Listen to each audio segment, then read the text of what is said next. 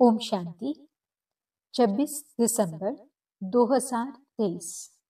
मीठे प्यारे बाबा के आज के मधुर महावाक्य, आज की मुरली के कुछ विशेष पॉइंट्स। आज बाबा हमें समझाते कि हम बच्चों को श्रीमत पर चल स्वयं पर कृपा करनी है। सच्चे सच्चे ब्राह्मण बन यज्ञ की संभाल करनी है। पढ़ाई अच्छी रीति पढ़कर ऊंच पद लेना है। विशेष अटेंशन रखना है कि स्मृति की ज्योति सदा जगी रहे। बुद्धि से सब कुछ भूलने के लिए जीते जी मरना है। अपनी उन्नति के लिए बाप पर पूरा बलिहार जाना है। कैसी भी मुश्किल सेवा हो, लेकिन उस सेवा को बाप के आगे बुद्धि से अर्पण कर स्वयं निश्चिंत रहना है। तो चलिए सुनते हैं आज की बाबा की मीठी प्यारी मुरली। ओम शांति। बाबा कहते, मीठे बच्चे, मनुष्य से देवता बनने की यह पढ़ाई है। इस पढ़ाई में जरा भी गफलत नहीं करनी है। सोया खाया पढ़ाई नहीं की तो बहुत पछताना पड़ेगा। प्रश्न, किस बात में ब्रह्मा बाप को फॉलो करो तो उन्नति होती रहेगी? उत्तर, जैसे ब्रह्मा बाप ने अपनी पूरी आहुति दे दी, अर्थात सब कुछ समर्पण किया, ऐसे फॉलो फादर उन्नति का साधन है। बाप के रचे हुए इस रुद्र यज्ञ में अपनी आहुति देना, अर्थात बाप का मददगार बनना। परंतु यह ख्याल भी कभी नहीं आना चाहिए कि मैंने इतनी मदद की, इतना दिया। बाप तो दाता है, उससे तुम लेते हो, देते नहीं। गीत, तूने रात गंवाई सो के। ओम शांति। बच्चों ने गीत सुना, इस पर भी बच्चों को समझाना है। बाप कहते हैं, बच्चों से मैं बात करता हूं और कोई भी ऐसे कह नहीं सकेंगे। साधु संत महात्मा तो ढेर हैं, कोई कहते हैं कि इनमें शक्ति है। यह तो सबका बाप है, वह बैठ समझाते हैं। बहुत बच्चे हैं जो सारा दिन बस खाते पीते और सोते हैं, नींद बहुत करते हैं। इससे क्या होगा? हीरे जैसा जन्म खो देंगे। माया गफलत बहुत कराती है।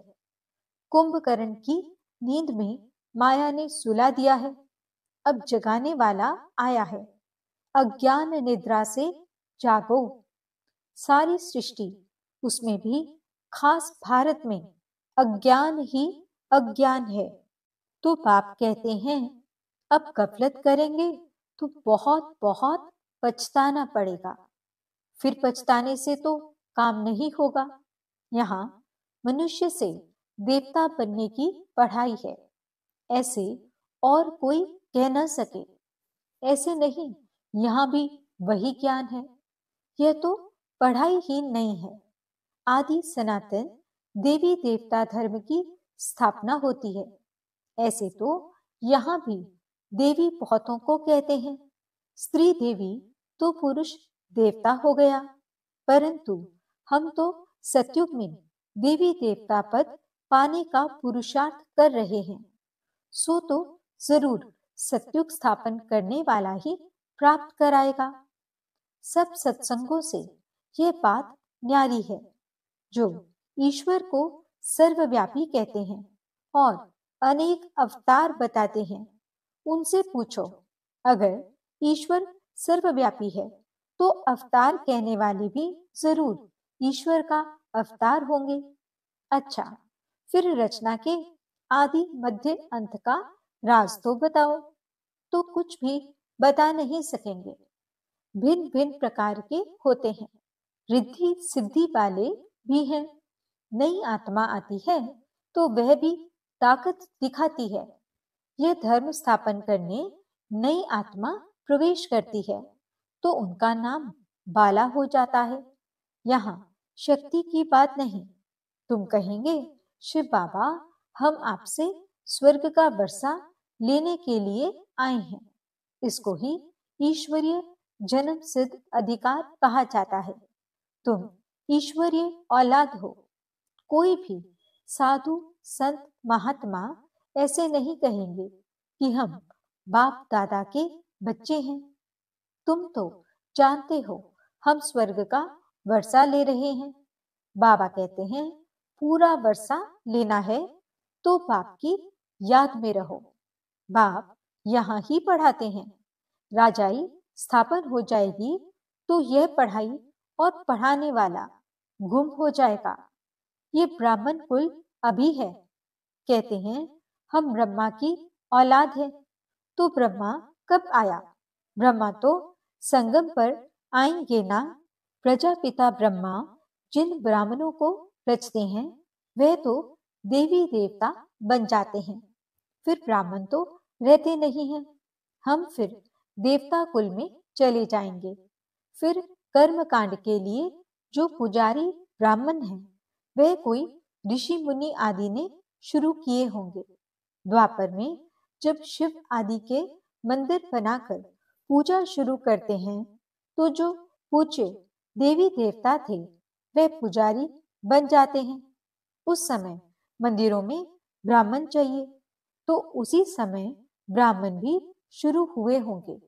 जो पूज्य से पुजारी बने उनको ब्राह्मण नहीं कहेंगे। मंदिरों में मूर्ति के आगे ब्राह्मण जरूर होगा तो उस समय वह ब्राह्मण भी निकले होंगे। यह हुआ डिटेल समाचार। वास्तव में इससे भी ज्ञान का संबंध नहीं। ज्ञान सिर्फ कहता है मन मना भव। तुम बच्चों को कहा जाए शिव बाबा और वर्षे को याद करो तो क्या सिर्फ याद करने से सभी लक्ष्मी नारायण बन जाएंगे? नहीं। फिर पढ़ाई भी तो है। जितना ज्यादा सर्विस करेंगे उतना ऊंच पद पाएंगे, उतना गोल्डन स्पून इन माउथ होगा। नई दुनिया बनने में, अदली बदली होने में टाइम तो लगता है ना। विनाश के बाद स्थापना होगी। कलयुग के बाद सतयुग होगा। भल अर्थक्वेक आदि होती रहती हैं, परंतु अनेक धर्मों का विनाश होना है। ड्रामा पूरा होता है। अभी हम बाबा के पास जाकर फिर नई दुनिया में आएंगे। इस समय हम इस यज्ञ के ब्राह्मण हैं। शिव बाबा ने 5000 वर्ष पहले मुआफिक रुद्र यज्ञ रचा है। ये बहुत बड़े ते बड़ा यज्ञ है। इस यज्ञ की संभाल करते हो तुम सच्चे ब्राह्मण। वे ब्राह्मण तो मेटीरियल यज्ञ रचते हैं। कोई आपदा आदि आनी होती है तो यज्ञ रचते हैं। सतयुग में गुरु आदि की दरकार नहीं थी। गुरु वहां होगा जहां सदगति की जरूरत हो। अब यहाँ तो अथाह गुरु हैं। इतने वेद शास्त्र आदि होते हुए भी भारत की ऐसी गति क्यों हुई है? तुम लिख सकते हो 5000 वर्ष पहले मुआफिक सब मनुष्य कुंभकर्ण की घोर निद्रा में सोए पड़े हैं। नींद तो सब करते हैं, परंतु यह अज्ञान निद्रा की बात है। कोई भी गुरु नहीं जो सदगति दे सके। अब सोजरा करने वाला कौन है? तुम बच्चों को समझाया है, परम पिता परमात्मा के बिना सोजरा हो नहीं सकता। अभी तो अथाह गुरु हैं, फिर भी अंधियारी रात, दुख क्यों? सतयुग में तो अथाह सुख था।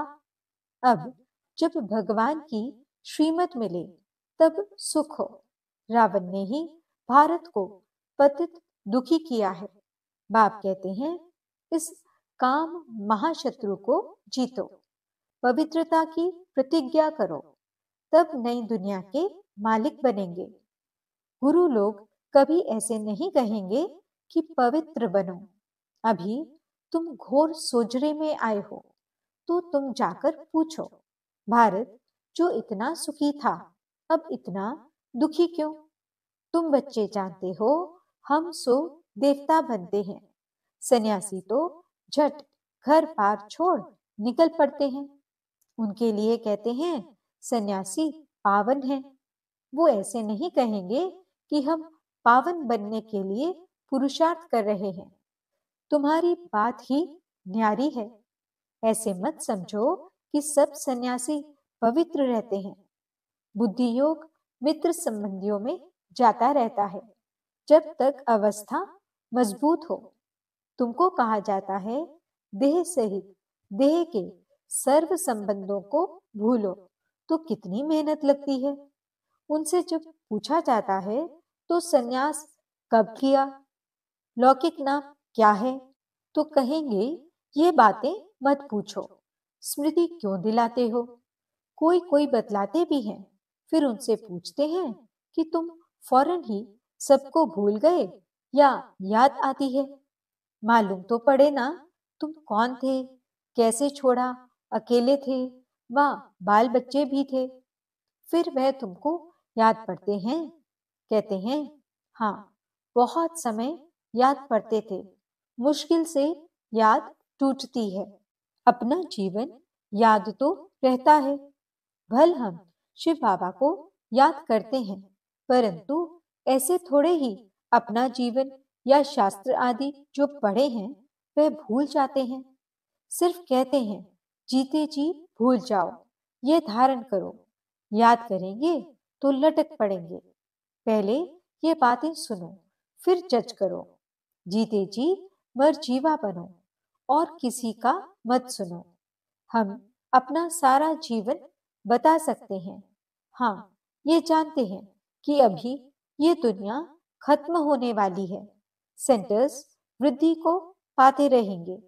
जो बाबा मम्मा कहते हैं वे ब्राह्मण बन जाते हैं। अब बाप कहते हैं हे आत्माएं, आत्मा ही बोलती है। तुमसे पूछेंगे तुम कौन हो, तो झट कहेंगे मैं आत्मा पढ़ती हूँ। ये ज्ञान अब तुमको मिला है। तुम्हारी आत्मा इन ऑर्गन से बढ़ती है। आत्मा और शरीर दो हैं। अभी तुम जानते हो कि आत्मा ही शरीर लेती और छोड़ती है, संस्कार धारण करती है। हम आत्माएं सतयुग में पुण्य आत्मा थे, अब पाप आत्मा है। अब अंतिम जन्म है। परमात्मा में जो ज्ञान है वह अब हम आत्माओं को पढ़ा रहे हैं।